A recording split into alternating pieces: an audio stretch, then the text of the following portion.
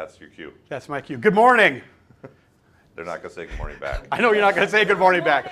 Hey, There you go. welcome to the first High Angle Rescue webinar. This should be kind of fun. This is kind of a new experience for us. Well, for me especially. Dan's done a couple of these, but this is kind of new to me. So if I look like I'm kind of a little freaking out, maybe I am. He is. But you'll never know it. So we got a great couple hours planned for you guys. We're going to kind of consolidate this into a mini refresher, so to speak, but don't confuse this with a refresher. So we're going to basically go through a lot of equipment, talk about knots. We're going to talk a lot about a lot of different things today. So Greg is going to take your questions. So if you guys need to ask questions, you can email them to Greg? Through link to Greg. And he will get those questions to us. So please don't be afraid to ask questions. That's what this is all about.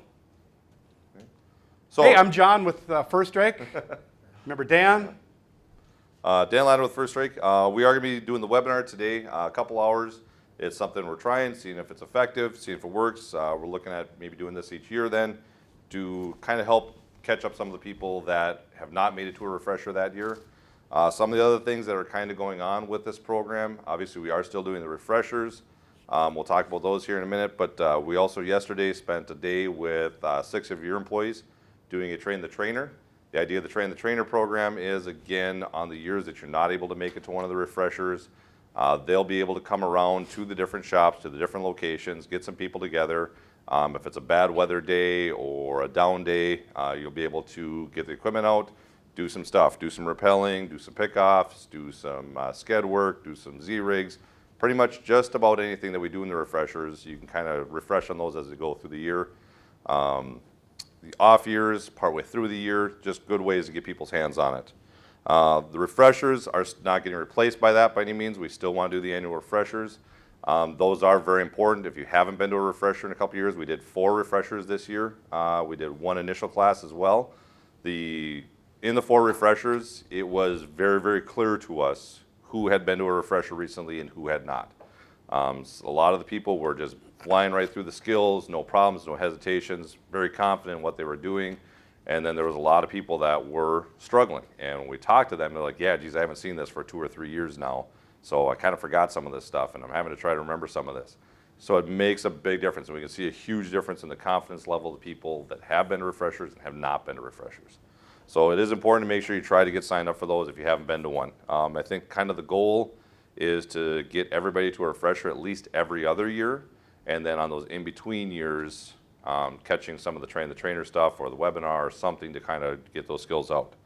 Another thing that's coming up, or is hopefully coming up, they're trying to get some funding for, is setting up a training station at the Oakdale shop, correct? And the Carlton shop.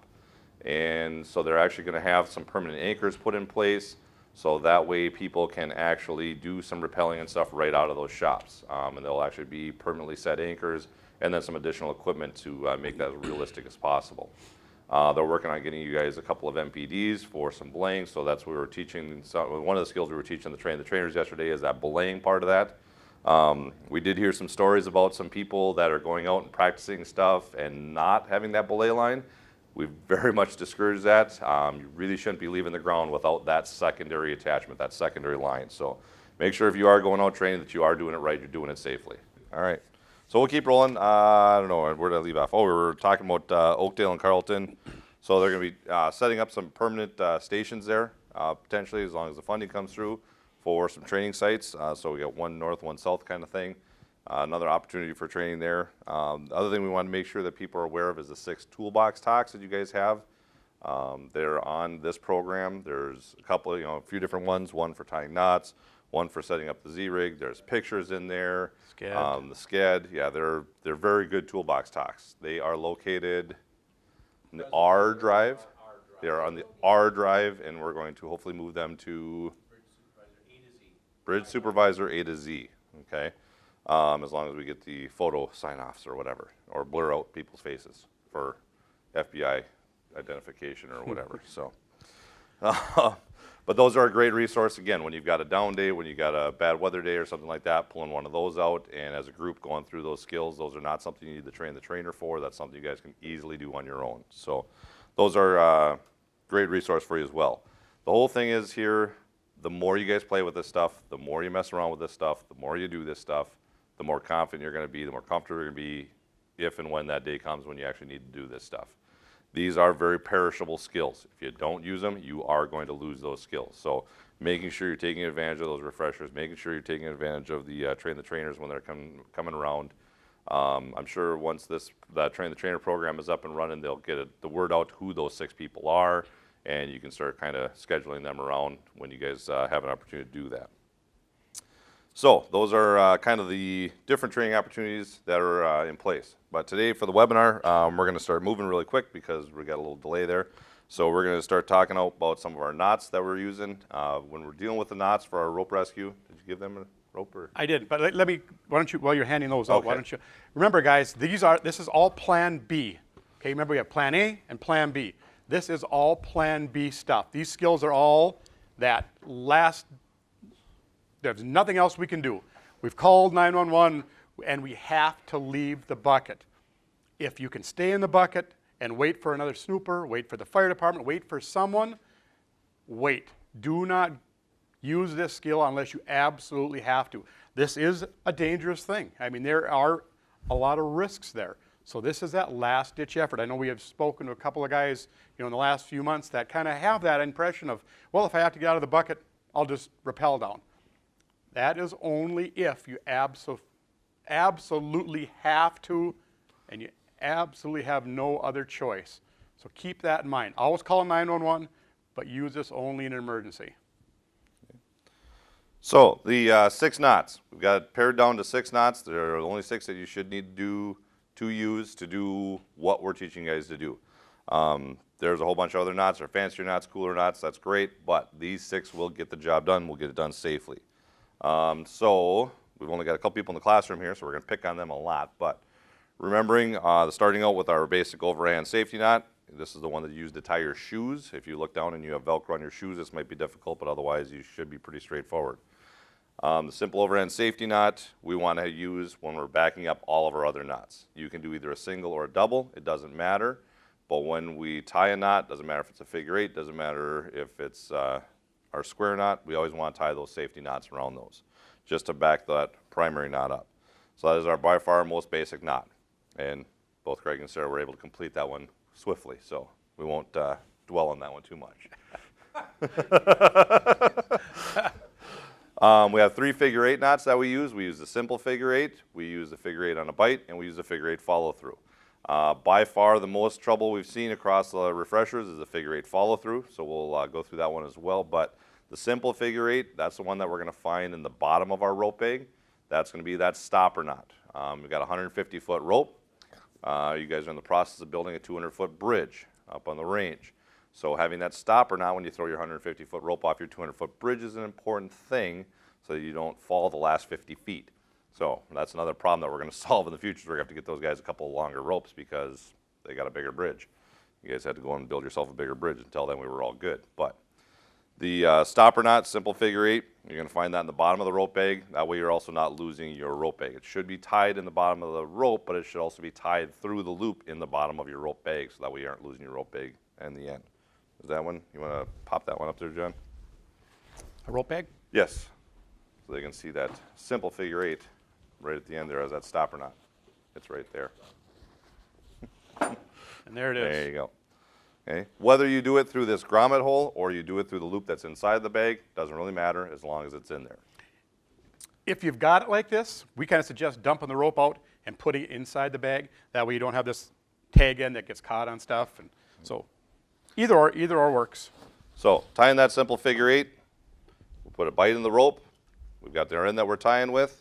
You're going to bring that 1.5 times around. And if you guys out there have a rope in front of you, great. If you don't, well, just visualize. Okay. 1.5 times around and up through that top loop. If you get that figure 8 looking Nice. knot, that's what you got for a knot, and that's correct. If you go half a twist too little, you will get that same overhand knot that we just tied. If you go half a twist too much, you'll get what we refer to as a figure 9.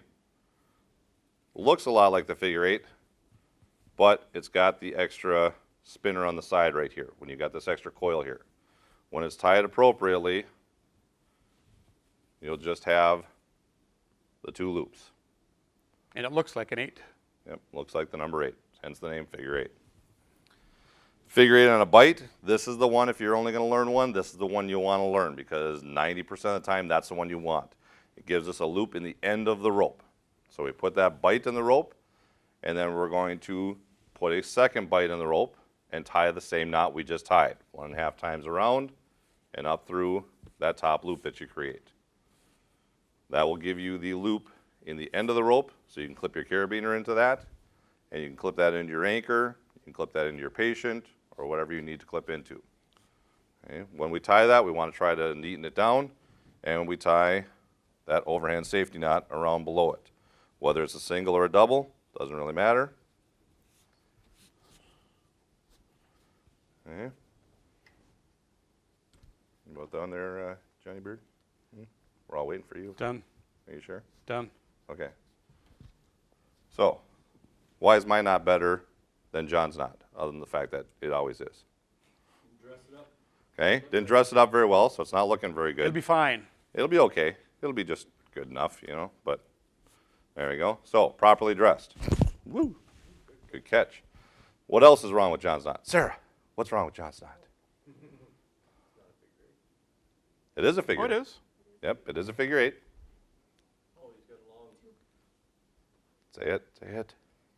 Too big, there you go. See, you knew, be confident. You know what you're talking about. It's too big. John's knot's bigger than mine. He likes it when I say that. Okay. Problem with that knot is it's going to add additional gain. So when we're hanging that from the anchor, now we're this far away from the end of that rope or that anchor point, it's going to lower us down. With a nice short, small loop like this, you're going to be able to get higher up on that or up towards that anchor. And that's all we want. We just need to be able to clip a carabiner in there, so we want a nice small little loop like that. You're welcome. Nice work. So, quick review. Bite, bring it down, 1.5 times around, and up through the top.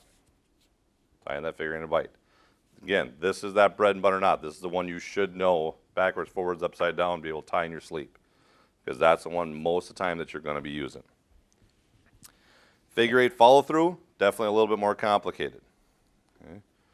You're going to tie, starting out with a simple figure 8, but you're going to need a fair amount of tail. So what I always do is I take a double arm's length. So as far as my wingspan is, and I bring that tail down, and I tie that simple figure 8, that 1.5 times around with that single line, and draw all that slack up through. Okay. Then you're going to go through the object you're trying to tie to, so such as my harness right here. And where this tail came out, that's where I'm going right back in. And I'm going to retrace my steps. So I'm not going to follow through from the opposite side. Where this one came out, that's where it goes back in. And I just retrace my steps. So the rope comes up, goes across the top, behind. It goes down through. It comes around the back and goes up through the top. So you just retrace the steps all the way through so that you've got 2 ropes side by side all the way through the entire knot. It ends up being the same knot you just tied with a figure 8 and a bite, but you tied it around something. So you're not able to clip in with a carabiner for some reason, or you don't have enough carabiners. This is a way you can secure that rope to that anchor, or you can secure it to the harness without having to use a carabiner. You can just tie it through or around that object. Again, safety knot at the top, single or double, doesn't matter which. So, one more time quick, starting out with that simple figure 8, through the object that you're tying around. Where this comes out, that's where you're going back in. Has to be on the same side, has to be in the same location. Otherwise it will not work right. And you just keep following that rope around. Over the top, down through, around the bottom, and up through. Following it all the way through. Okay. So 3 figure-8 knots. Simple figure-8 and a bite, figure-8 follow through. Overhand knot we talked about for the safety. So that's 4 of our 6. We got 2 more. What's another knot, Greg? Square knot. Where are we going to use a square knot? Connecting 2 ends of rope together. Okay, so in your world, where are we going to use a square knot? Bottom of the sked. Bottom of the sked. So The the only shoelace. place. That's the only place we're going to use a square knot, is when we're tying up that shoelace on the sked. You got 2 ropes or 2 ends of a rope. You got one in your left hand. You got one in your right hand. Take the one in your left hand, put it over the top of the one in your right hand, and bring it through the loop. That one now becomes the one that's in your right hand. You just switched hands. One that's now in your right hand, you come back over the top of the one that's in your left hand, bring it through the loop. Okay, we say right over left, left over right. When you're done, if you've done it properly, you have 2 interlocking loops that will slide apart easily. Okay, you cinch that down, tie a safety knot on each side, those are secured. If you do it backwards, you're going to have 2 overhand knots. So they won't slide apart quite as easily. They're just kind of intertwined. This is the one place that the old adage, if you can't tie a knot, tie a lot, will actually work. If you can't remember how to tie the square knot on that shoelace, tie a couple 3 overhand knots and call it a day. Keeping in mind that this square knot is not a rescue knot. The only place this is used is at the bottom of the sked. So don't confuse this with any other knot, any other way to tie a knot. This is strictly for the bottom of the sked, period. Okay. So again, review left, right, left over the top of the right, through the loop, right over the top of the left, and through the loop. A cheat for some people that have a hard time with this one, if you create a bite, you come through the bite, you come around the 2 legs, and you go back through the bite. Gives you the same thing. Okay? So, Very just nice, another guys. cheat. Whatever way you learn how to do it, though, keep tying it that way. Don't get confused by trying to learn a bunch of different ways. One more knot. What's the last knot? Butterfly. Okay? Butterfly knot, several ways to tie it. Easiest way for me to tie it, the only way I remember to tie it, is I wrap that rope around my hand 3 times. 1, 2, 3. I take the one that's closest to me, set it to the outside. Take the one that's now the one that's closest to me, pull a little slack, bring it to the outside, and back through the middle. You snug it up a little bit. Don't really reef on this, just snug it up. And then grab the 2 chicken legs, pull the legs off the chicken. The knot will roll over on itself. And what is this giving us? It's giving us a loop, but where is that loop now? In the middle of the rope rather than a loop at the end of the rope. Figure 8 on a bite is how we want to tie our loop at the end of the rope. This is going to give us a loop in the middle of the rope. Again, this is not a rescue knot you guys will be rappelling on or doing anything off of as far as in the vertical world. This is that midline knot that we may use to attach an auxiliary piece of equipment, maybe to pull a sked up a side of a hill, but this is really something that we're not going to hang somebody off of. So, once, twice, 3 times. One that's closest to you, set it to the outside. One that's closest to you, pull a little slack, bring it to the outside, and back through the middle. Pull the legs off the chicken. Okay. Butterfly knot. So, these are in one of your toolbox talks. There's pictures on there showing you step by step how to tie those knots. Those 6 knots are all you need. There's a whole bunch of other knots out there again, but this is all you need to get done what you need to get done in this world. There you are, my Vanna White assistant. Nice. Nice. See, I can pick on you in the cyber world. Appreciate it. So, next thing we want to take a look at is your gear set. Standard gear set, there's one in every snooper, and then there's one in every, each crew has a set as well. So a standard set of gear for you guys is going to be a sked, and then the 3 bags, the 3 red bags. 2 of the red bags have got 150 feet of 1/2-inch kern mantle rope in them. They're static ropes. They're the ones that we've been rappelling on, that we've been playing with for all of these years. In the end of that rope, when you pull that out of the bag, you should find a figure 8 on a bite with a safety knot tied onto it and a carabiner clipped onto the end. Ready to go. Pre-rigged, set, ready to go. We have pulled a few of these out from time to time and found an overhand knot in there instead of a figure 8 on a bite. That's not acceptable. It has to be that figure 8 on a bite. 150 in each, so it doesn't matter which one you grab. They're both the same strength. They're both the same length.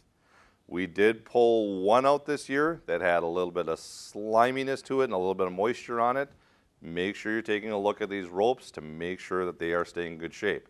When you open that bag, stuff your nose in there and take a big smell. If it smells musty or mildewy or stinky like that, you need to get this thing washed. You need to get it cleaned. You need to dry it out very, very well. It takes about 2 to 3 days to dry after you wash one of these. You can wash it in a sink or a bucket of soapy water, but the best way to wash these is to daisy chain them up like you would an extension cord, bring them over to the laundromat, and throw them in a front load washing machine, not a top load that's got a center agitator because you will destroy the machine and your rope. It has to be a front drum style washing machine. Put it on a gentle cycle with a little bit of laundry soap, and it'll clean these up very, very well. Take the carabiner off. Yes, take the carabiner off Take before the you throw it in the knots washer. So, lay it out to dry, out of the sun. Don't put it in the clothes dryer at the laundromat. Bring it back to the shop. Lay it over the railing in the mezzanine or lay it in the classroom or meeting room, somewhere out of the sun, and let it dry for a good 2 to 3 days before that thing will finally dry out. And then repack it back in, making sure you tie all the knots appropriately and get it pre-rigged. So 2 rope bags. We want to be inspecting these things every time we use them. We also want to be making sure that we're filling out those rope logs. You guys should have a 3-ring binder with this set. We probably only saw a couple of those this year, so my guess is a lot of those are sitting on desks or bookshelves or something like that. You got to remember that that 3-ring binder doesn't just have the inventory sheet in it, it's also got the rope logs in it. So every time we use these ropes, whether it's for training or it's a real deal, we want to make sure we're logging the use of that rope, keeping track of how much we're using it. You really need to inspect these ropes every time you use them, whether it's before or after, it makes no difference, but you need to really look at them closely. What are you looking for when you inspect a rope? Tears? What else? Frays? Burn marks. Okay. Anything that makes it look a little weird. We do that both with our eyes and our hands, right? So the current, the outside and the inside are 2 different colors. The outside is yellow or orange or red. The inside is white. So we're looking for that inside portion to be sticking out, but we also just run it along with our hands, feels for weird things, you know, looking at it, making sure that there's no anomalies in it. After you guys use these to rappel or do training with, they will get stiff. They'll get kind of weird. Sometimes you can pop the rope and just kind of work it around a little bit to get those things out of there. But, you know, make sure you look at these ropes from end to end. Don't be afraid to end the rope too. If, you know, this end is really dirty and the other end is clean, obviously if it's that dirty, you know, wash them, but take them out and just end for end them. Just repack this end in, so next time you train, you're using the other end as well, so you don't have one well-used end and one not very well-used end. It'll just make the ropes last a lot longer. Yep.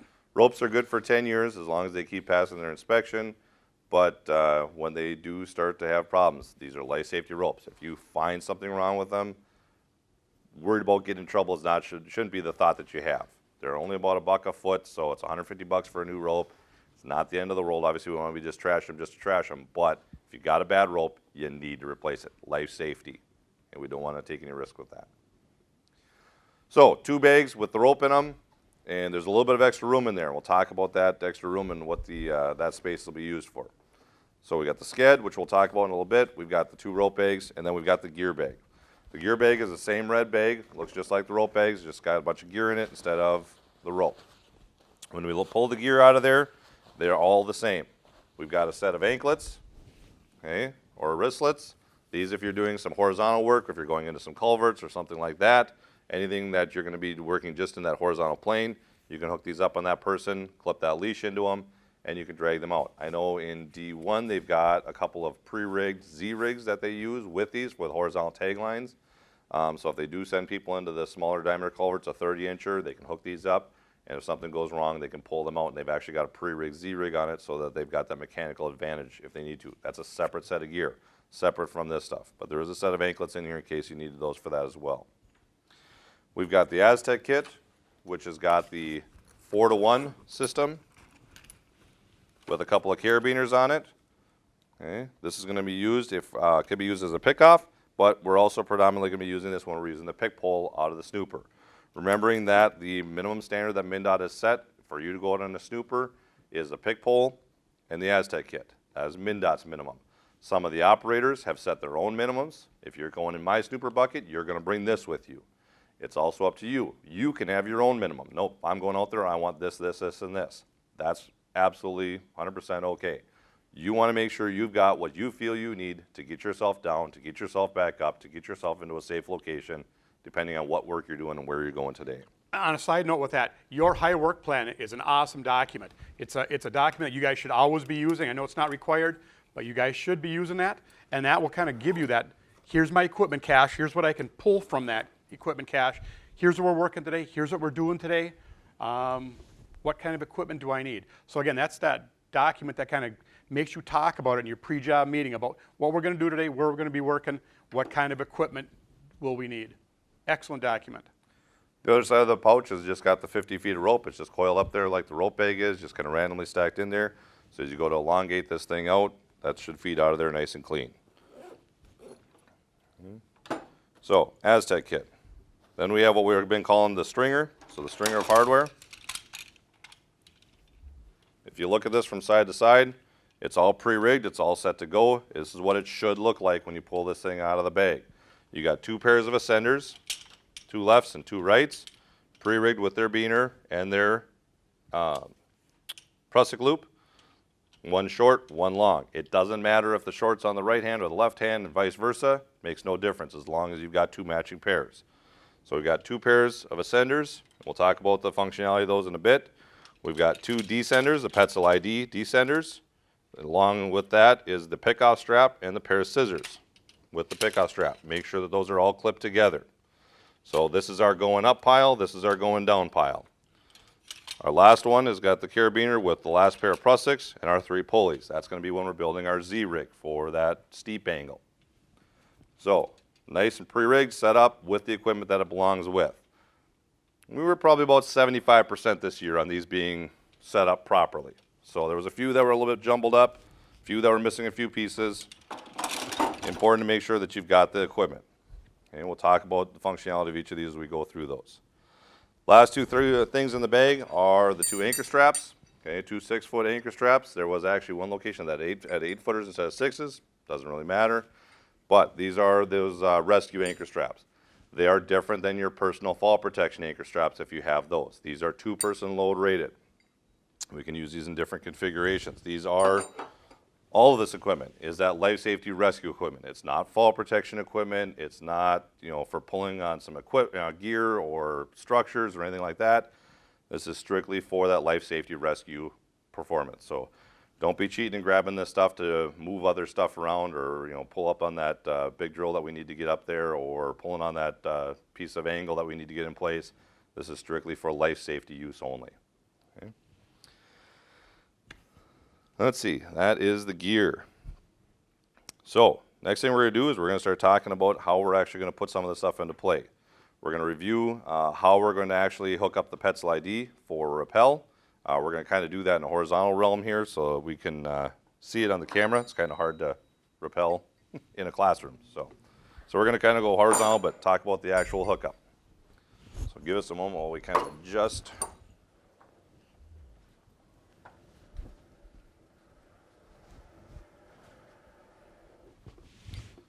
Our bucket up on the edge of the table there. Which edge? You want it down here? Yep, right there. So we're using a 5-gallon bucket of water for an anchor today. Obviously, under normal circumstances, that's not an acceptable anchor. But No, you got to use a 10-gallon bucket for an acceptable. Just kidding. Yes, 10 gallon. Don't use a 10-gallon bucket for an anchor. So we're just going to go around our anchor. Let's get the rest of our hardware. Should we talk about anchoring while we're doing this? No, because that'll get me off on my notes. Never mind. Nice try.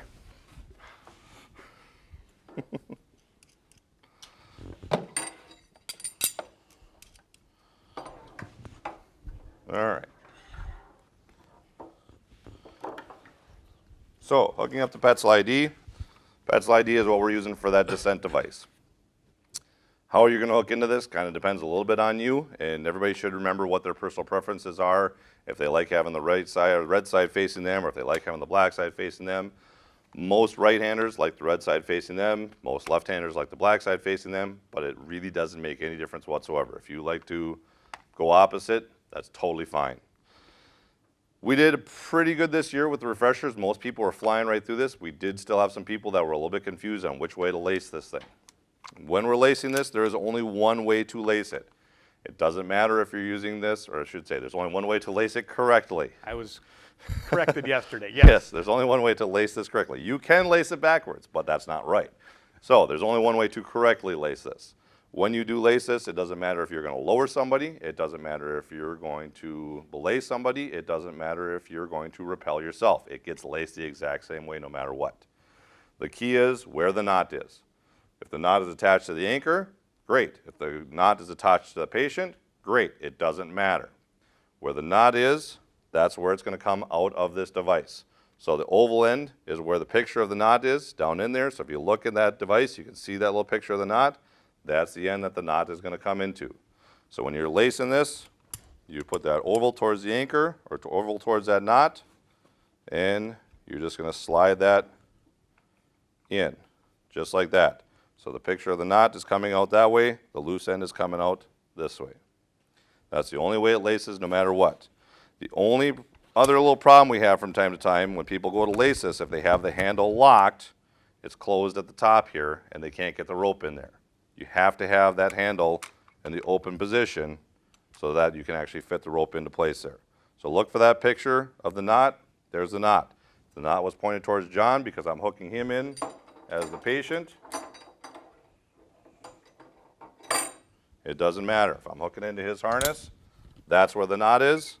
That's where it's going in, and that same side. So if I'm going to hook this into the anchor now and lower him, I hook it up the exact same way no matter what, based on where the knot in the end of the rope is. So the end of the rope has to come out that same side no matter what.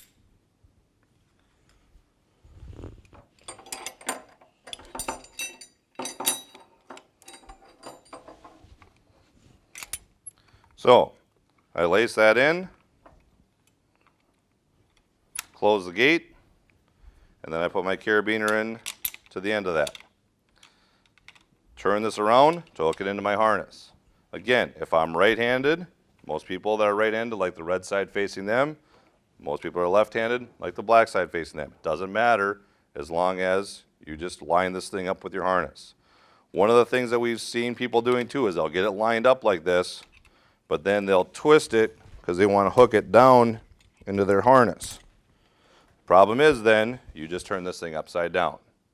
So make sure when you're hooking this in that you've got the whole thing straight, you've got the side facing you, and it doesn't matter if you hook into your harness up or you hook into your harness down, as long as you keep everything straight. Make sure you lock that carabiner. You're checking your length.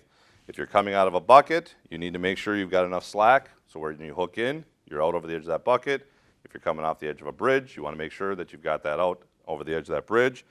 If you need to adjust, you can just with that handle open, slide a little extra slack out, or you can pull extra slack through.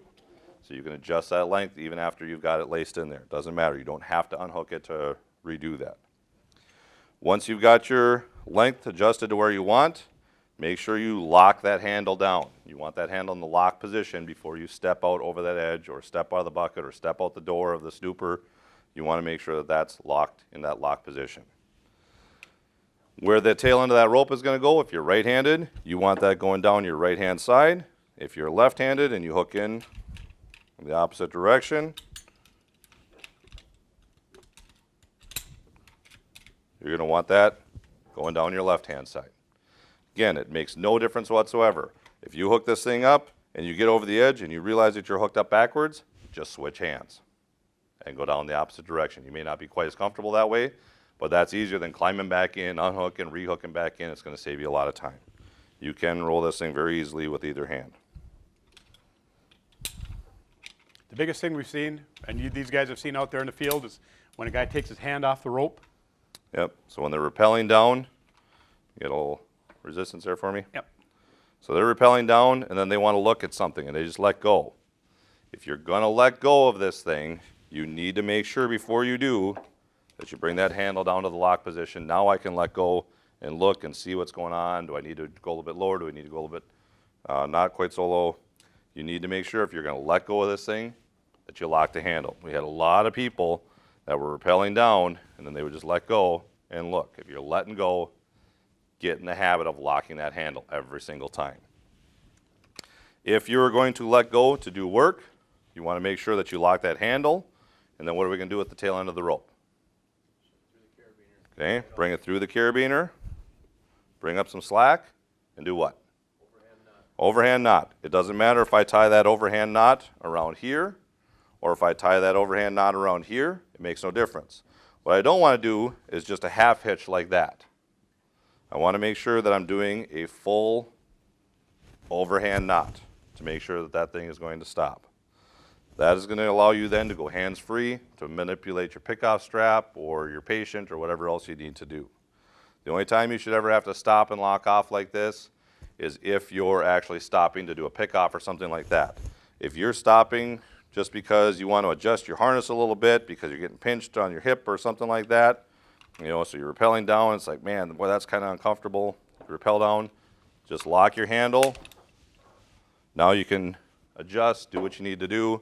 You only need to tie off if you're going to go completely hands-free and start doing something else that takes your attention away from this. Otherwise, just locking the handle is fine.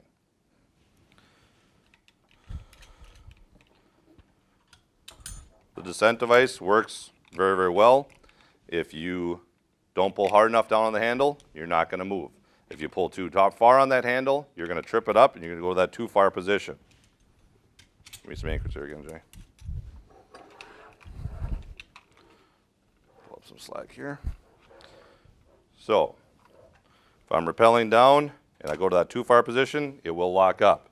All I have to do is bring that handle back up, it'll click, and it resets it, and then I can start trying again and find that little sweet spot of where I'm going to travel. So, if I don't pull hard enough, I don't move. If I pull too hard, I don't move. If I just let go, I don't move. Everything defaults to you stopping. That's the good things about this device.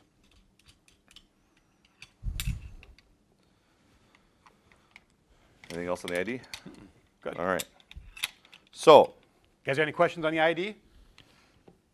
Sound familiar? Looks familiar? It's laced correctly, though. Yeah. getting it laced the right way, yep.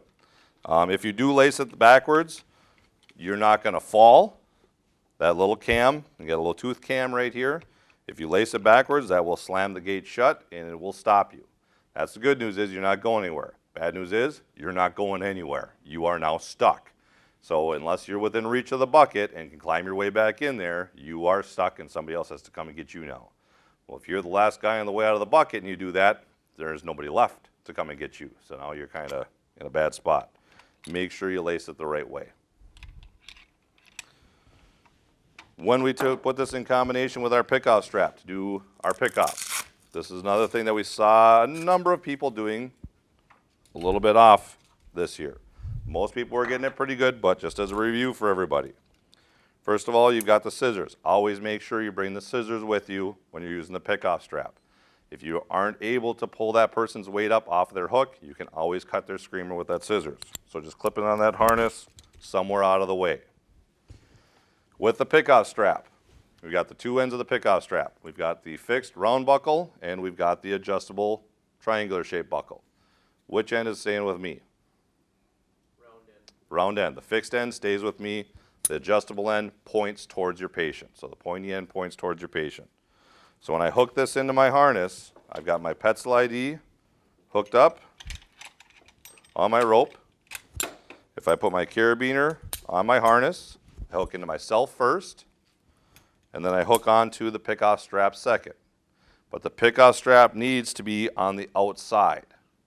So if I bring that pickoff strap around the opposite direction and I have that on the inside of my harness, when I put that person's weight on me, it's going to twist my harness, and that's really side loading that buckle, and it's going to bite in on your stomach with that harness. So make sure that that pickoff strap is on the outside. Should be U, blue, and then red. So the red being the Petzl ID. So I'm on the inside, this is on the outside, this is up at the top. That's an important thing. We did see some people getting that backwards. It's not a dangerous thing. It's just going to be very uncomfortable for you once you've got that person's 200 pounds or 250 or 150 pounds, whoever you're picking up is hanging on your harness and twisting on that. It's going to be uncomfortable. With this other end, I'm going to need an additional beaner there, John. Can you grab me a beaner? How about aluminum? Aluminum will work fine.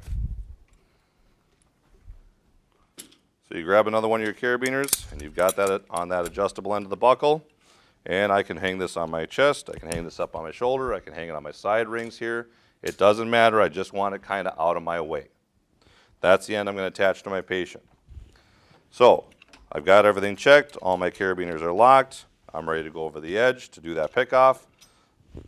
I get myself over that edge just like I did with rappelling. I get down to my patient, or I get down close to my patient. Where's the first place I want to stop when I'm doing this pickoff? Above the patient, out of reach. And when I stop, I'm going to lock that handle. I don't necessarily need to tie off yet because I'm not in my final position. But I stop out of reach. Why do I want to stop out of reach? Talk to your patient. See what the mental state is here. Are they freaking out? Are they going to glom onto you when you get close to them? You're that life preserver. They're the drowning victim. If they get a hold of you and get these ropes all spun up, it's going to make your life more difficult.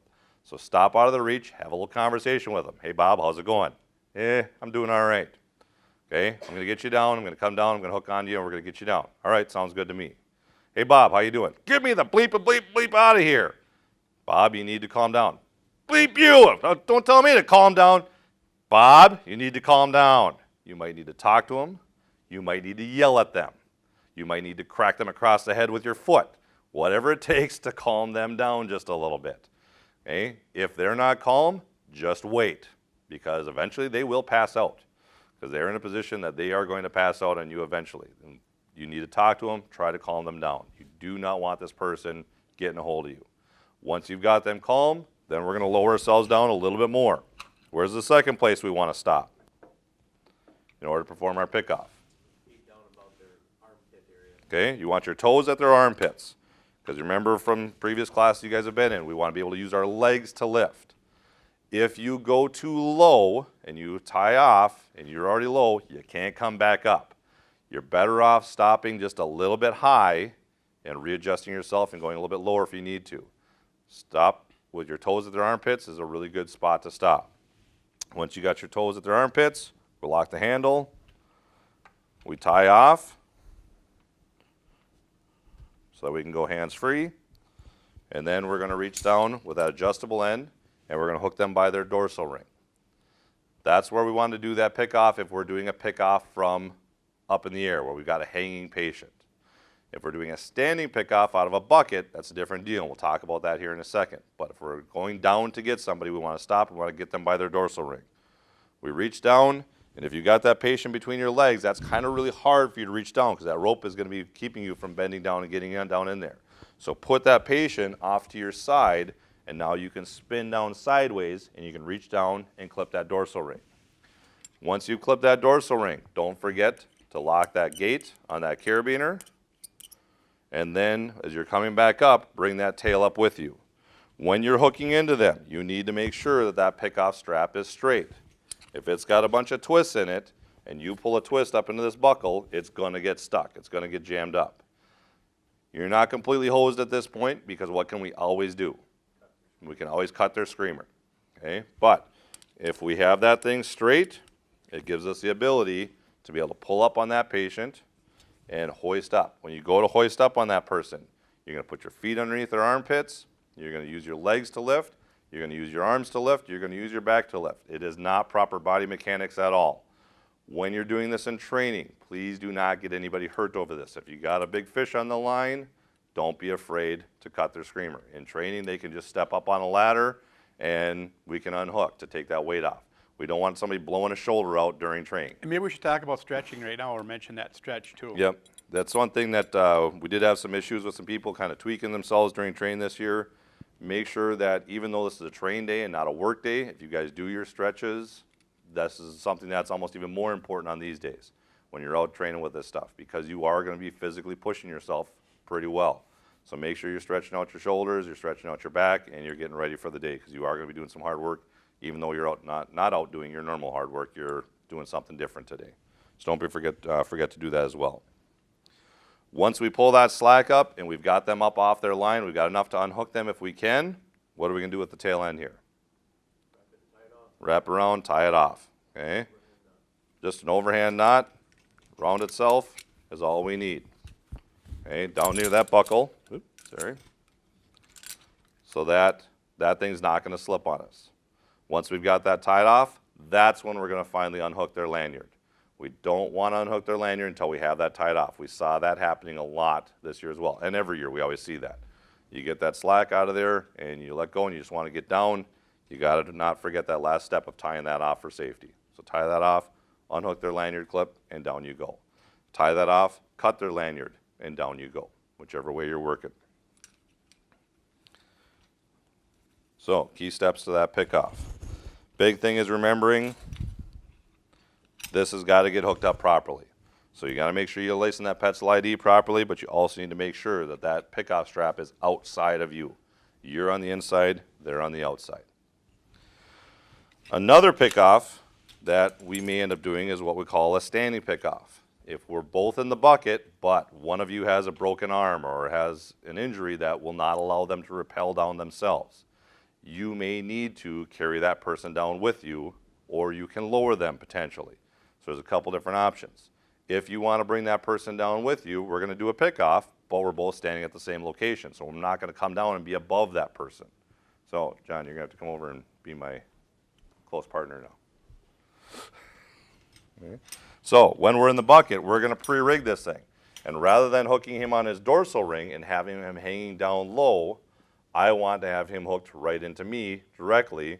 So that way when we come out of that bucket, we can kind of come out of that bucket together. I don't have to try to throw John out of the bucket. Though I'd like to sometimes, I don't want to throw John out of the bucket because that's going to shock load. And when he throws out, he's going to be the anchor. And what's going to happen to me? I'm going to get jerked out of that bucket as well because his weight is going to overtake and I'm going to come flying out after him. So we want to go together. So instead of hooking onto his dorsal ring for a standing pickoff, I'm going to hook on either to his chest or onto his waist. What's going to determine whether I want to hook him here or I want to hook him here?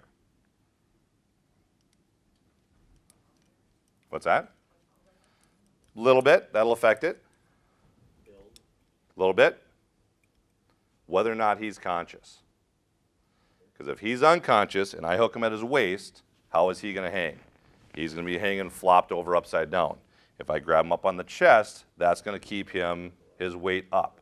So we get that higher center of gravity if they're unconscious. If they're conscious, we want to hook them low. Why do I want to hook them as low as I can? So he sits up higher. The higher I can get him, the easier it is going to be to get out of that bucket. So I'm going to grab onto his harness. I'm going to lock that carabiner.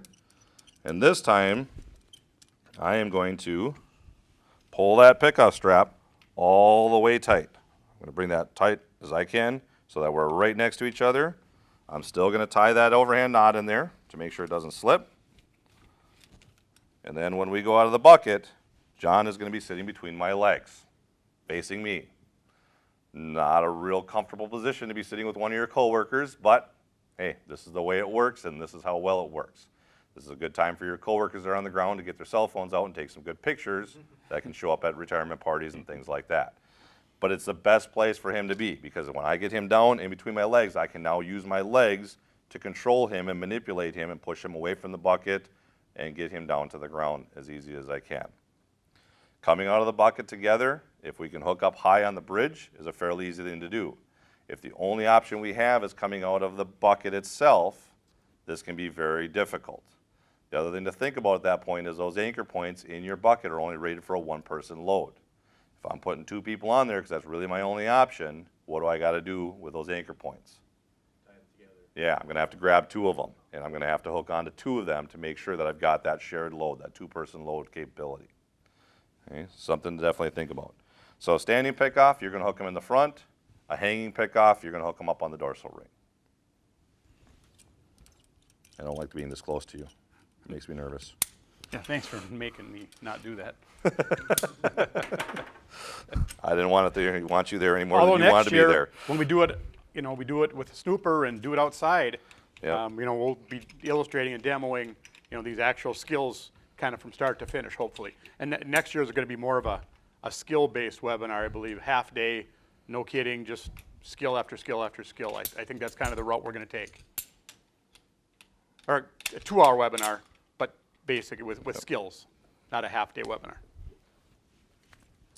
So, pickoffs, whether standing or hanging, rappelling, using that Petzl ID. I'm thinking this is probably kind of a good spot for a quick break. All right, so we're back. Welcome back. We're gonna get rolling on a couple more skills and finish out here. Here, let me, Oh, afraid you hurt yourself with those get rid of scissors. that. Safety scissors, I could hurt myself.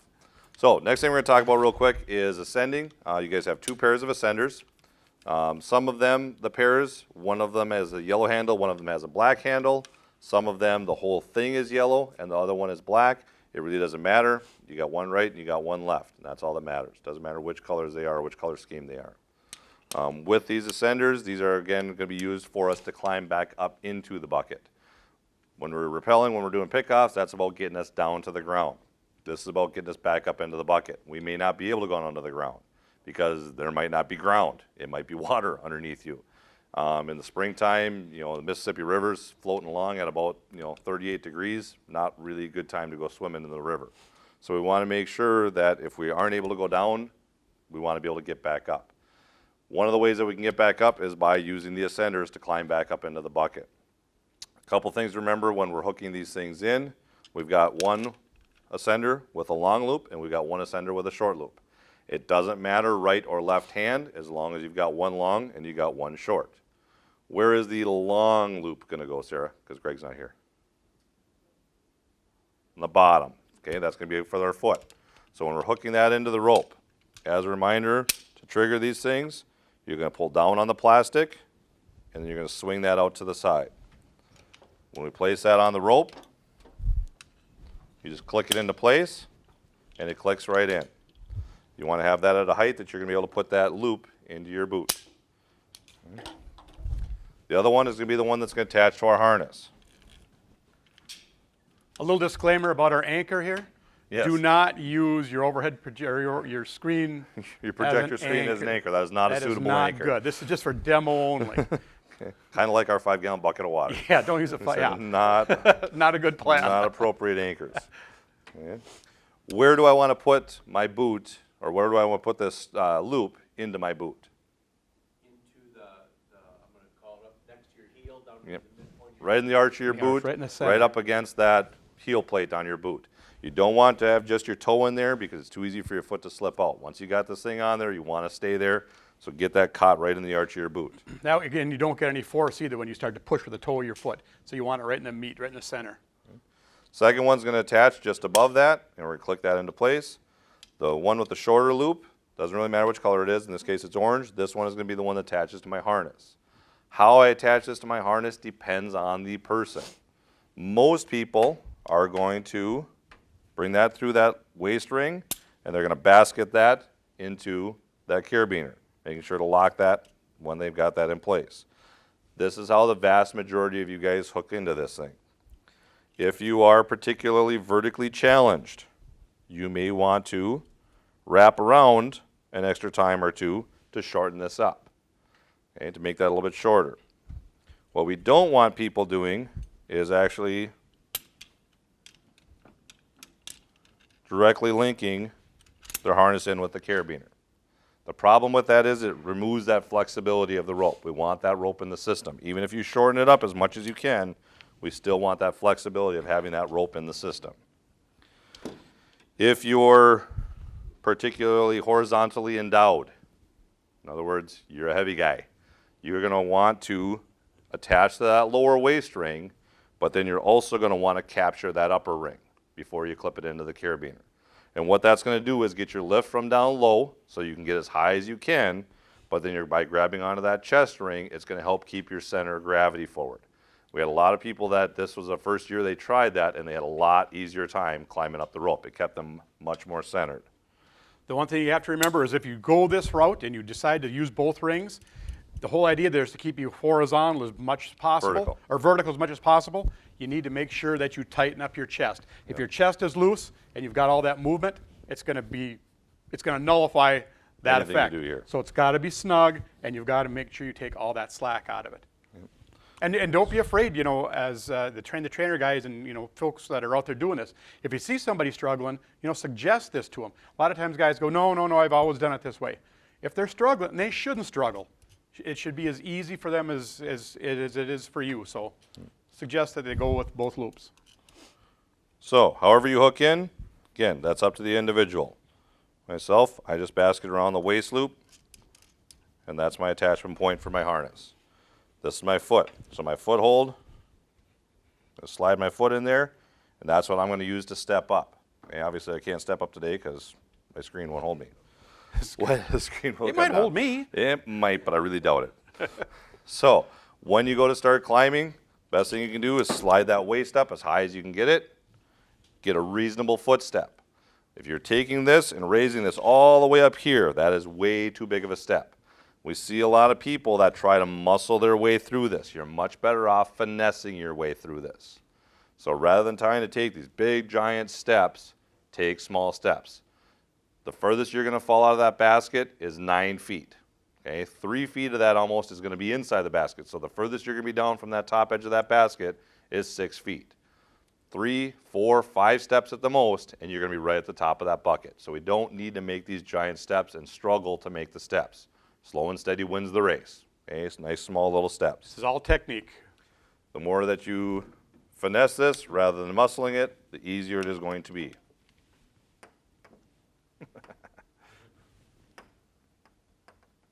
All right, that's not going to work. Let's leave that there. So, finesse is the name of this.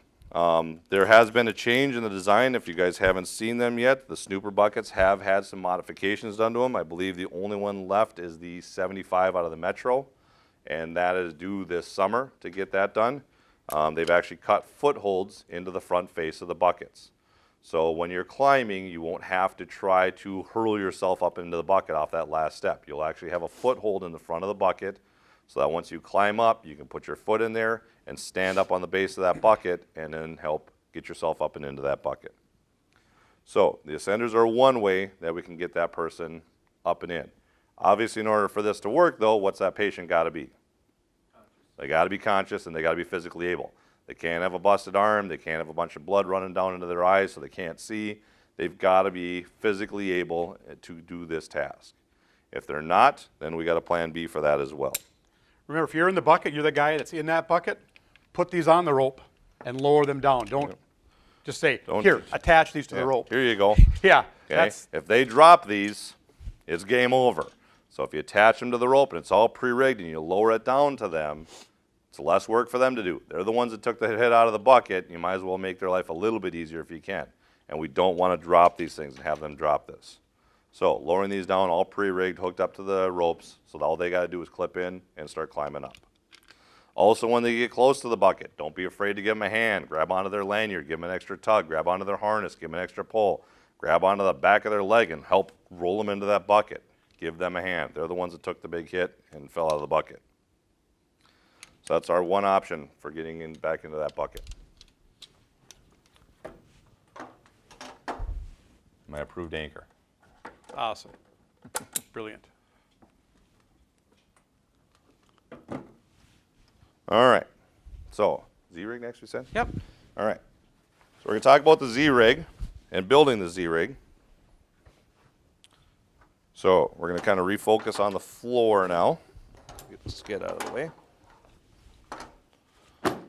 We could have some audience participation for this too. We Maybe can not. have some audience participation now, our small audience as it is. When we're dealing with the Z-rig, okay, we can build a beautiful Z-rig, but what's it all got to be based off of? An anchor. We got to have a good anchor. So, talking about anchors real quick. If we're going to rappel off an anchor, is that a different anchor than if we're going to pull somebody up a steep hillside? Absolutely. If you're going to actually support your weight coming off the ground, coming out of that bucket and go down, we need a big bomb-proof anchor. We need something structural, whether it be a part of the structure of the bridge or it be a part of the structure of your bucket. We don't want to be hooking these onto grab handles. We don't want to be hooking them onto small things. We want nice, big, beefy anchors. Using the anchor straps is by far the easiest way to set up an anchor. The anchor straps can be used in a couple different configurations. The easiest is to just basket it over the top of that anchor and bring those two connections together. If that's too long, there's nothing wrong with shortening it up by making a wrap in that, as long as in the end the two buckles line up. If they're offset like this, that's not okay, because now you're only loading the one side. We need to make sure that we've straightened that out enough to where those two buckles line up evenly. We can wrap it around 2 times, 3 times, however far we need to shorten this thing up. As long as we don't shorten it up so much that we're actually cranking down on that anchor point at odd angles. Okay? We need to have a reasonable angle inside of there, as long as we maintain less than 90 degrees. So this is reasonable around this size anchor. Give me your 2 arms there. If we're bringing these things together though, and John spreads his arms just a little bit more, why don't you give me a 90-degree turn there. If we're greater than 90 degrees here, that's not good. So we're actually going to be creating more force on these. So if our anchor is too big and our anchor strap won't work, we've got the rope. We can make an anchor out of a rope by using that tensionless. We need to make sure that that anchor strap is being used appropriately. There's nothing wrong with feeding that buckle through itself or through the other buckle and using this as a choker. This one, this particular style of anchor strap that you guys have is designed for a weight rating like this for a 2-person load. This will give us more than our 9,000 pounds. It's actually 10,500 pounds in this choker configuration. So this is just fine for you guys to use. That'll help with any kind of sideways movement, and it'll give us some extra length if we need to get down within reach. Padding edges, making sure that you don't expose these to sharp edges, is something you want to think about. So jackets, sweatshirts, vests, anything you have in the bucket to pad that edge around that beam, that girder, that snooper basket edge. You do not want to have this thing movement, any movement in these anchor straps. These are pretty beefy, but they still, Still will cut. are susceptible, especially with a loaded person on them. If we're using vehicles for anchors, what do we need to do with the vehicle? Pull the keys, lock it out somehow, disable it so that that thing can't be moved in any way. Where do you put the keys? Or where should you put them? On your carabiner that you use for your anchor. There you go. That way you know where they are all the time. You can see them. Everybody can see them. It's locked out. It's right there. That's a good practice, and that's all we've done in the past. We showed you you guys how to do that, and you guys have done a good job of incorporating that. Where do we want to attach that vehicle? Something strong. Something structural. Okay. Closed tow hook. Closed tow hooks, not open J tow hooks, but closed tow hooks. Size of your truck, you can maybe go through the rim. Yep, through the rims of the tires. You can wrap around the axle. You can wrap around a spring shackle. Something structural on the vehicle. No grab handles, no add-ons, none of that kind of stuff. We need something beefy, strong. You guys work in a structural world, you know what we're talking about. You want something that's going to weigh more than hold your weight. When we talk about vehicles, though, we talk about rims and tow hooks. Sometimes these will not fit through. So we take the other end of the strap, go through that closed tow hook or whatever it is, bring it back on itself, and there's nothing wrong with this right here. Spin it closed. There's nothing wrong with that. So you can use the webbing end to go through those closed tow hooks, and that's totally acceptable. That works great. If you don't have an anchor strap or the anchor strap isn't long enough, you can always use your rope to create an anchor with a tensionless hitch. So we can take that rope and we can wrap around that object. We don't want to just wrap it around a single time and clip it back into itself, though. That's too hard on the rope. What we want to do is we want to wrap that around multiple times. So we're going to go around that object 3, 4, 5 times. The smoother, the rounder the object, the more wraps you're going to need. Okay? But 3 or 4 times around, and then clip it back into itself. Lock in the carabiner. If you do this right, these wraps will not move. When you pull down on that, this will never tension up. This should always stay slack. If you see this sliding up, you need to add more wraps. Okay. So you want all your tension into your wraps and around your object. All right, so once we've got a good anchor, then we can build our mechanical advantage system. So we'll have our 2 participants in the classroom here. Come on up. So what do we call this system again? Z-rig. And why do we call it why doesn't we call it a F rig or a B rig? Because when you're done, it better look like a Z. It's got to look like the letter Z. One of the things that we Show me. see a lot of people do is they pull this end out of the bag and they clip this into the anchor, because that's what we do when we're rappelling. That's what we do so often. In the case of hauling somebody, what's got to be that's got to be hooked onto the patient. So this is going to be on the opposite end. Here. So be John's the going to be our patient. patient. No, you're going to be down there because our anchor's Are over we here. down here?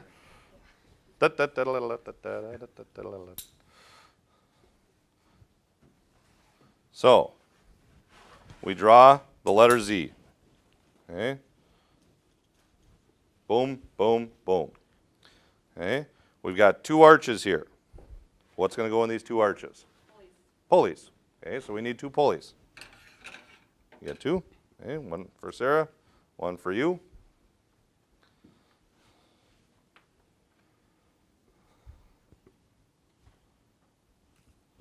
What's going to go into your pulley? Carabiner. A carabiner. And a prusik. Okay. Carabiner for Sarah, carabiner for Greg. There you go. Now, give yours a counterclockwise flip there so you straighten that rope back up. There you go. Perfect.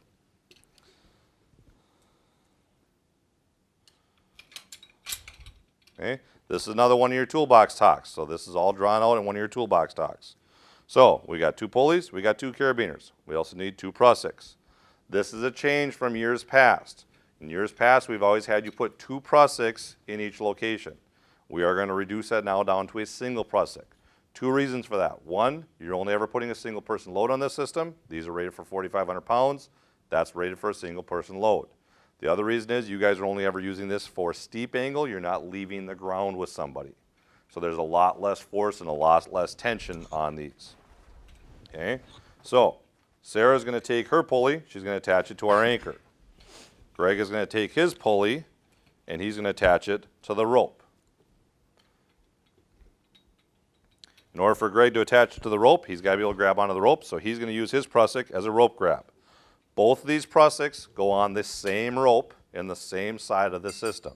So whichever rope is attached to your patient, that's the one that Greg is going to do his 3-wrap prusik on. So he's going to do that 1, 2, 3 times around, feeding it through.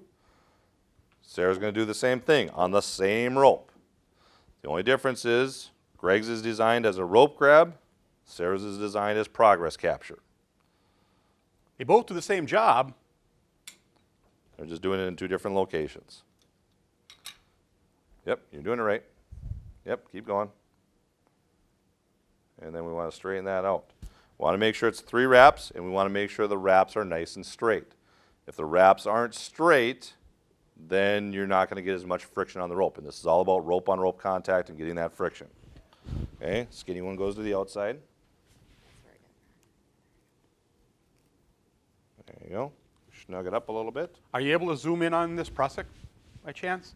Hey, Greg can hold that up and kind of show how that thing is all nice and tight.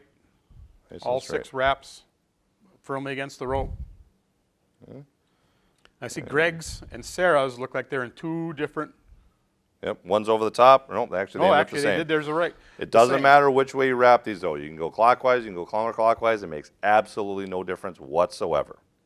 Okay, so Sarah's going to clip hers back into her carabiner at the top there. So 2 pulleys, 2 carabiners, 2 prusiks. That's all you need to build your Z-rig. Get spun on there. There you go. Yeah.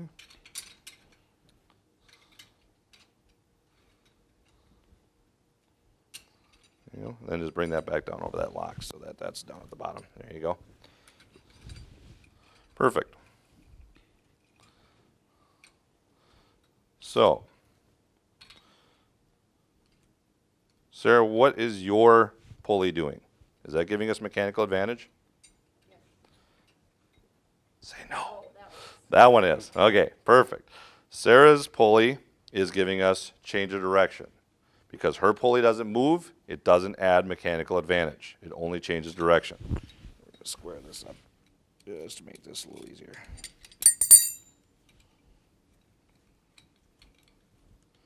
I'm gonna lay a little flatter. Okay, so because her pulley doesn't move, it doesn't add any mechanical advantage. Greg's pulley does move, so it adds mechanical advantage. So if we actually stand this up kind of on end here, we'll be able to see that 3 to 1. So we got 1 line coming up to the pulley, 2 line coming down to the pulley, and 3 line coming back to our pull. 1, 2, 3. 3 to 1 mechanical advantage. Meaning for every 3 feet of rope you pull, I'm going to move 1 foot. So you have to kind of think about how long of a distance you have. You've got 150 feet of rope, you are limited to how far you can pull. Good thing about it though is you're only pulling 1/3 of the weight. And when you're pulling a big guy like John, you want to reduce that weight as much as you can. Nice thing about this is it is a resettable system. You want to sit on that bucket for me there, Sarah? There you go. So, again, not an approved anchor. Sarah's not an approved anchor. We pull up. I'm moving this rope a lot faster than John is moving.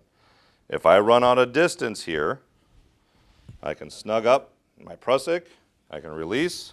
Greg can grab the forward prusik, slide it down, take another bite, and we can continue going up.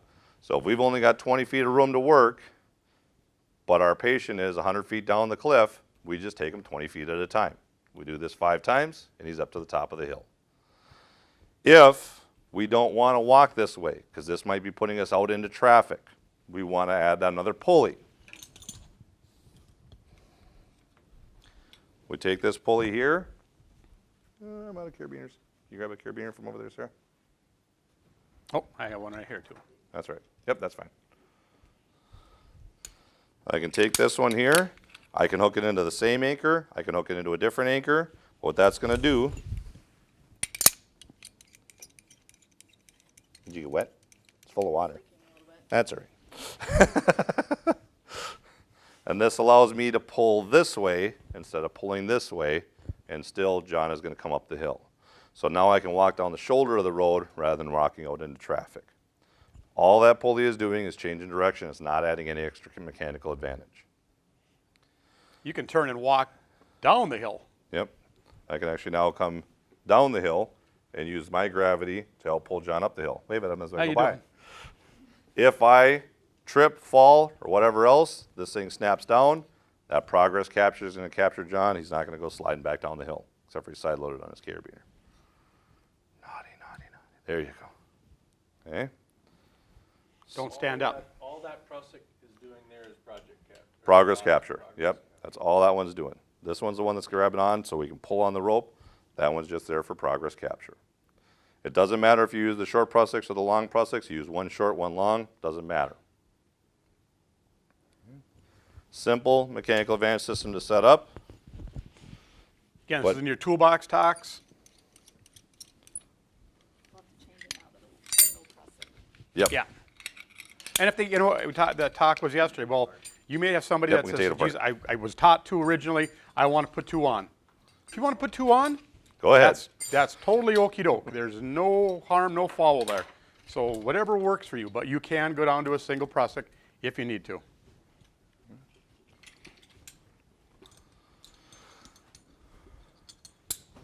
So we're going to break that down and get that out of the way. And then the last thing we're going to talk about is the sked. What's the hardest part about using the sked? Guys, what's the hardest part? Roll up flat, lay flat, Okay? Even harder than When? that. What's even harder than that? getting it back in the bag. Getting it back Get in the it bag. Back in the bag. That's exactly right. So the sked is our patient packaging device. This is going to allow us to grab onto that patient and slide them up that hillside, slide them out of a box girder or pier cap or something like that, where if you just try to pick a person up and push them through openings or carry them up, it doesn't work. This puts the hot dog in the bun, and we got handles on that bun that we can then pick up and carry that person.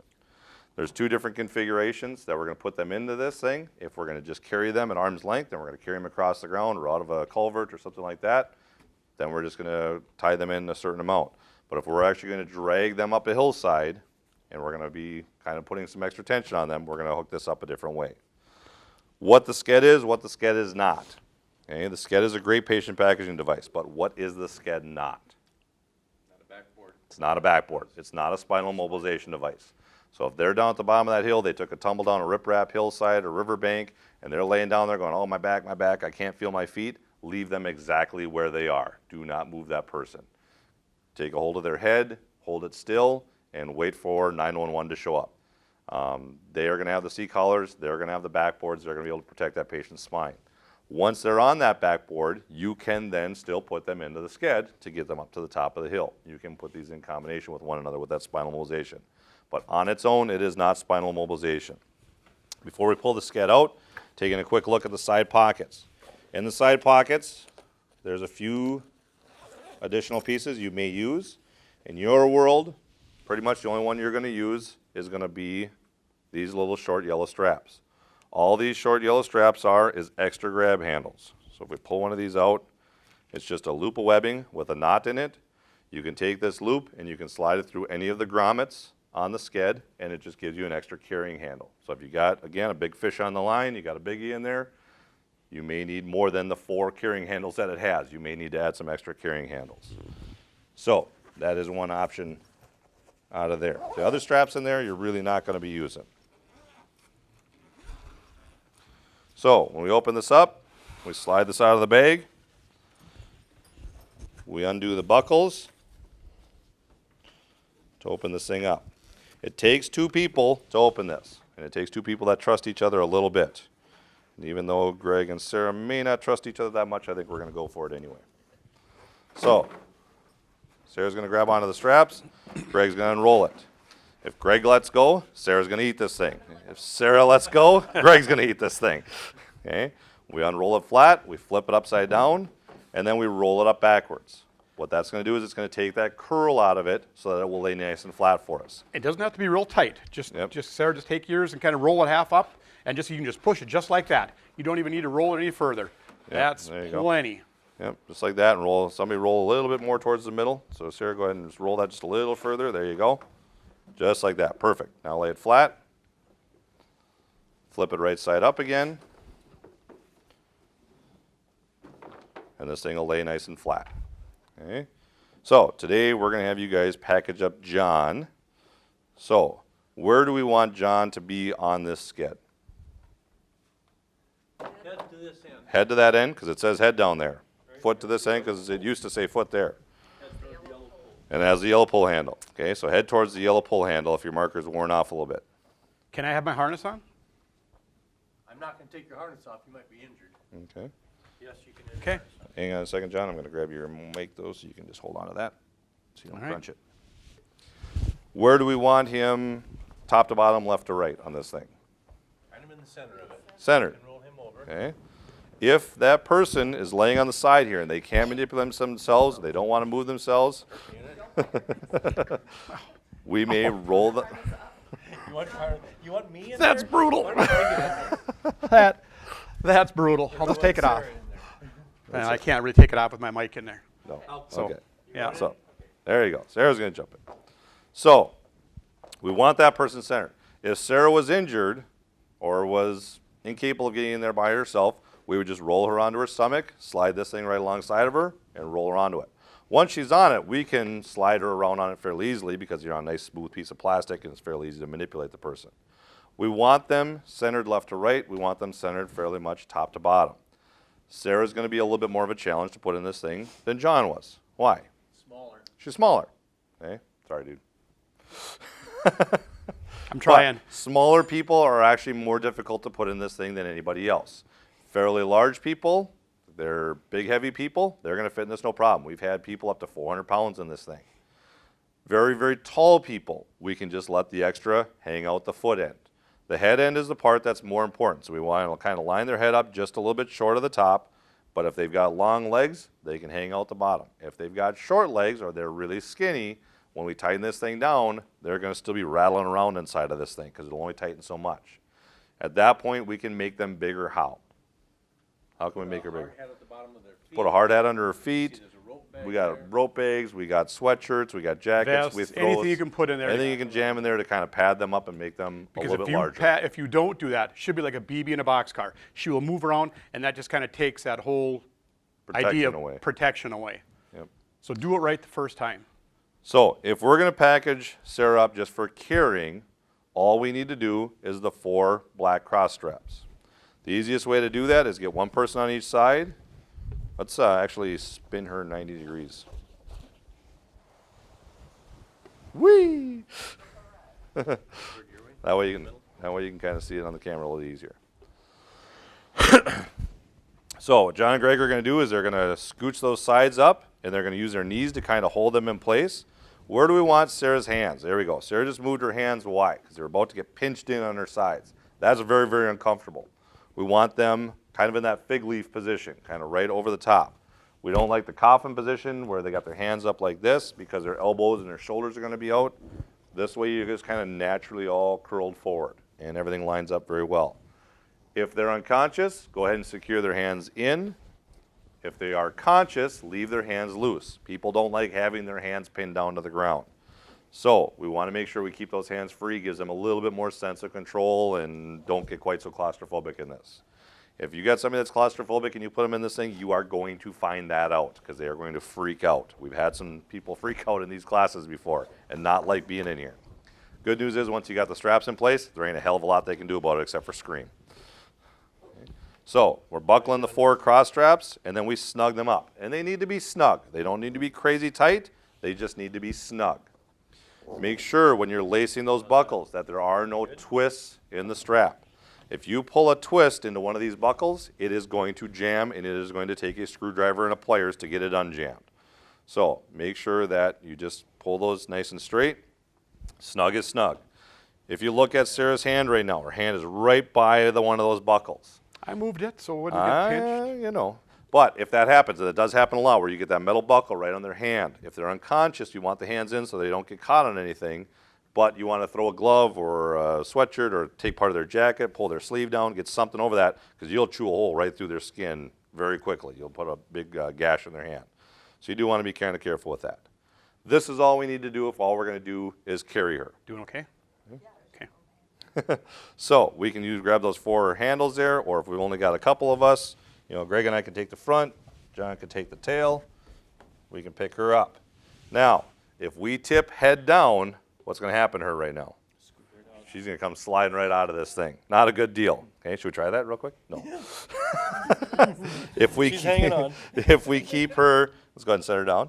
If we keep her feet down, her shoulders are wider than her feet, she will slide down in this thing, but she's not going to fall out of it. To help with that, though, we can bring that foot plate up so she's got something to stand on. Again, Sarah's a little vertically challenged, so when we roll this up. Spin this around. You spin around. Yep.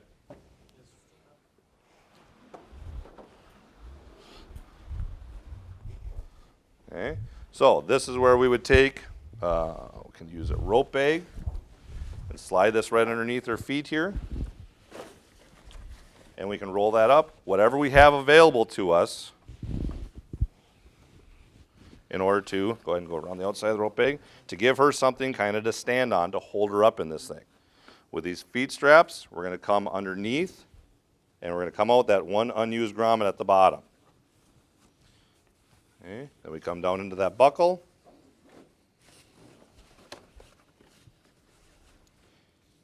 We're going to lace that in just like the other ones.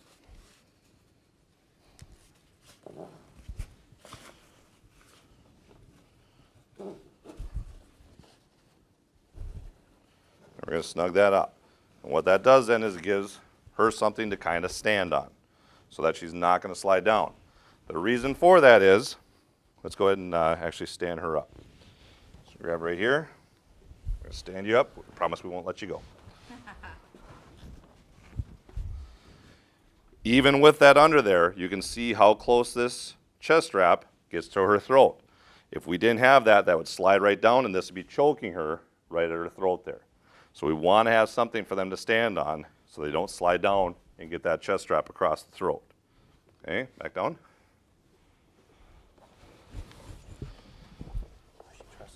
Oh, she does. She's a fool too, but shouldn't be trusting us.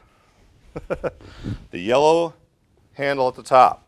This is for dragging. We can use this as a drag to slide her out of a culvert or slide her out of around an area, slide her down the side of the road. Makes it very easy to maneuver her. This is not rated though for any kind of pull.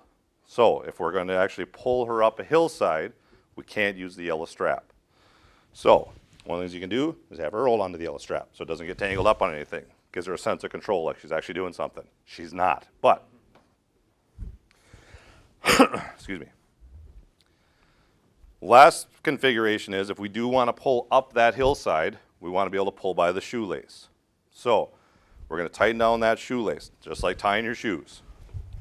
And when you put the shoelace tight, make sure it's in the center, and Greg's not pulling the shoelace too tight to curl us up against Sarah's head. Yep. So if just he kind snugs of, that down too far, that's going to be rubbing against her forehead, and it's going to get very uncomfortable.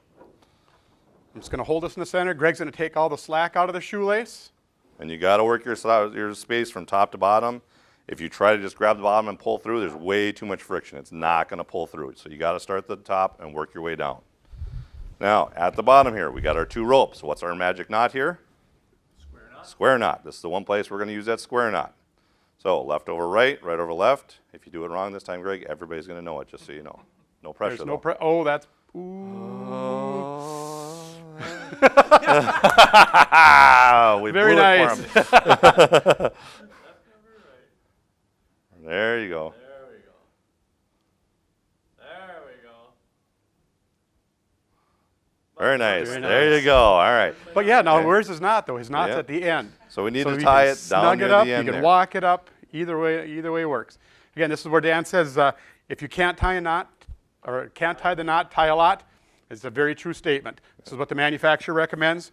But again, we're not lifting her or lifting somebody off the ground. Okay, so these 2 tails we're going to bring up, and we're going to bring through the side of the handles. Can you see them? There's little side loops. Corey, can you see that?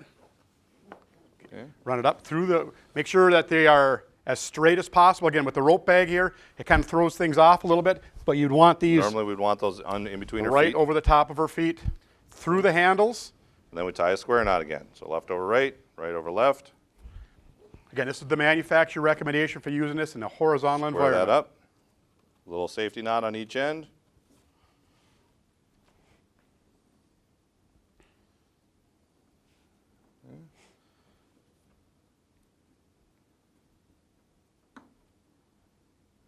There you go, snug as a bug in a rug. Make sure there's nothing else hanging out that's going to get hung up, so all these tails get tucked in, so there's nothing that we're tripping on, nothing's going to get caught. Okay? If you spin her, Yep. so you can kind of see kind of how we did this. It would normally come up, again, through the center or through the top of her feet, but through those straps and that square knot. On the other end is our attachment point. Hot dog is now in the bun. We can clip our mechanical advantage system onto this, or just a straight rope if we got enough pullers, and we can now pull her up that hillside. Realizing that with Sarah in this thing, all that there is that thin little piece of plastic. So if you're coming up a riprap hillside, if she didn't have a spinal injury yet, she's going to have one by the time you get her to the top of the hill. You need to protect that person if they're coming up over a rough surface. If it's a grassy hillside or just kind of some weeds or a little bit of brush, not that big a deal. But if you've got that bouldery and rock kind of hillside, you do want to protect that patient. Throw a couple boards underneath them, throw a backboard underneath them, throw some coats underneath them, something to protect them, because she will feel every pebble, every stick, every twig. As you're pulling her up, she'll feel those rolling across her back. If you got a real rough hillside, you're going to want to do something to protect that patient. When we're pulling them up the hillside, you also do want to make sure that somebody stays with the sked, so that when the leading edge gets caught on a root or gets caught on a rock, they can kind of lift those things up and over those edges. If something goes wrong with our hull system, that person is also kind of our belay for this. So they've got a hold of that sked the whole time, so if something goes wrong, they can hold them in place. Because what can Sarah not do right now? She can do this, and that's all she can do. So that doesn't stop you from sliding down the hill. That doesn't stop you from splashing into the river. It doesn't keep you afloat. Okay? If you go really, really fast, you might stay afloat, but I really doubt it. So you need to make sure you're very careful with this person at this point. They are pretty much helpless. If you're on a wet, grassy hillside, they will go zinging down that thing at about 50 miles an hour. They'll get about halfway down, they'll spin sideways, and then they will start to roll down the hill. And you're going to be kind of going, ooh, geez, God. It's not a good deal. So you want to make sure that you've always got that rope on them as soon as you start coming up that hillside, and you've got that other person with them in case something goes wrong.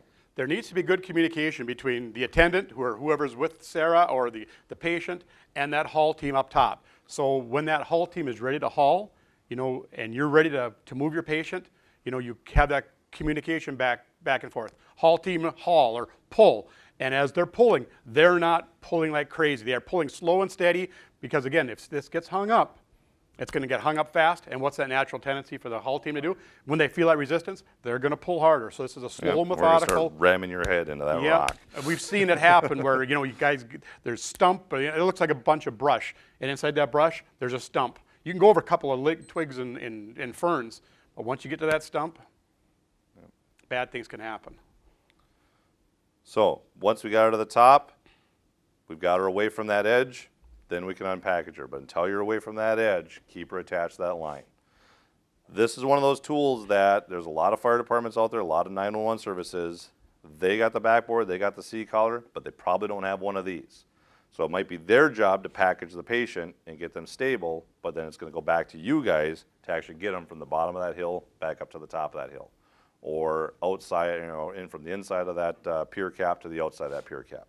This is going to allow you to pull that person or carry that person or hand that person through those diaphragms inside of bridges where we've got the steel or concrete diaphragms with just a hole cut in them. This allows you to carry them through. Some of those are different shapes. So Sarah, as skinny as she is, nice compliment there, skinny as she is, she might not fit through that opening this way because it might be a vertical slot in that diaphragm. Nothing says we can't turn her on her side and hand her sideways through that opening to fit through that opening. So you can manipulate this person fairly easily in this thing. You can turn them sideways, you can stand them up, you can tip them down, you can do what you need to do to make them fit through those different openings.